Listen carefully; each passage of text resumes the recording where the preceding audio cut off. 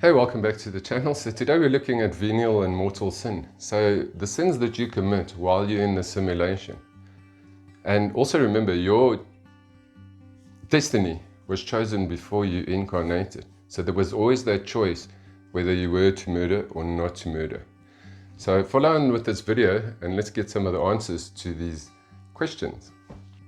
So it really does all come down to reincarnation, because if you're murdering, is that like the end of you? Are you going to go to hell for all eternity?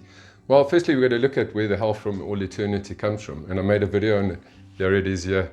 Because there's no such thing. This is from certain organizations and religions that use this mortal sin and this eternal damnation to control the masses and to control their congregation so that they would have devotion and loyalty. And that when they collected money, they would collect a lot, because the sins of people would also account to how much money was being deposited into the church's coffers.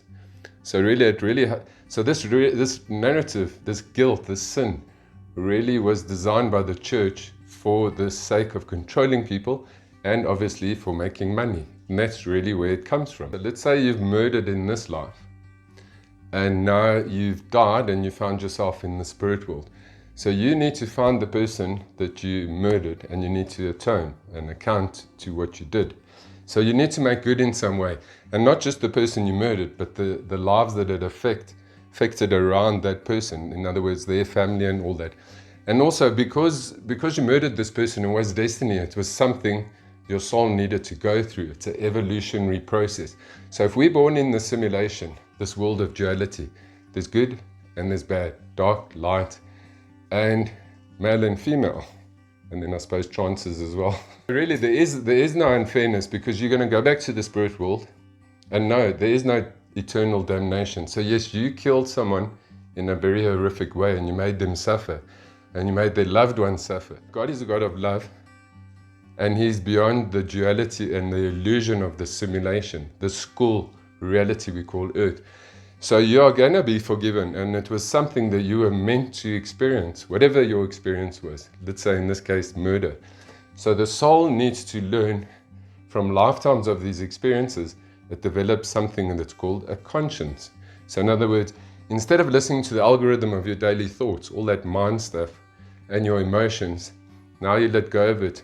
There is something inside of you, a little inner voice, that is stopping you from doing this in the next life, because you've already been punished. You were incarcerated, or you were stoned. So your soul remembers, and maybe it takes a lot of lives to get to that point. What do they say? The mills of God grind slowly. So there is that purging process, life after life after life. So you do in some way have to purge, and then you're going to reincarnate again. Once you've been through the forgiveness and the purge, then you go to heaven, and then you become rebooted back in divine love, divine light, and all that is good, that is your soul.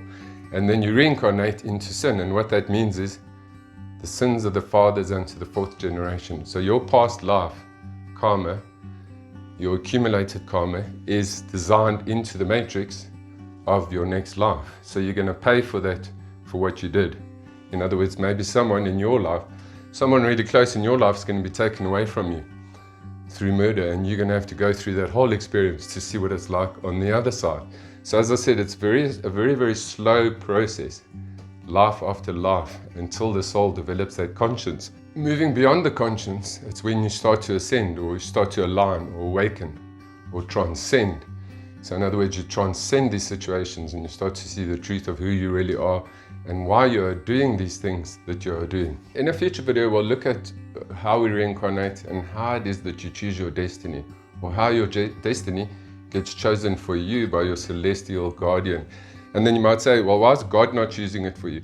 Well, God's not the only one that works on the other side. He's omnipresent, He's everywhere. The beings, the angels, the higher beings are omnipresent and are functioning in and within His being. So they're very much at one with God. So it's as if God is manifesting through these beings. And this is where humanity eventually will evolve to, where it's not a question of whether things are right or wrong. We've moved beyond the simulation. we've become enlightened, we've transcended. In other words, when we ascend, we've reached the top of the mountain, we've reached the top of the pyramid. Kundalini has moved up the spinal column along the straight and narrow and awakened the brain centers, the pituitary and the pineal gland, and there's a sacred marriage, and we become enlightened. And then you step back into the Garden of Eden, whether you're on earth or back in the spirit world. So you're in a place of permanent perfection, being at one with the divine, and that is really how it is. So I hope you enjoyed this little video, and if you like videos like this, please like and subscribe. It really helps the channel, and I'll catch you in the matrix.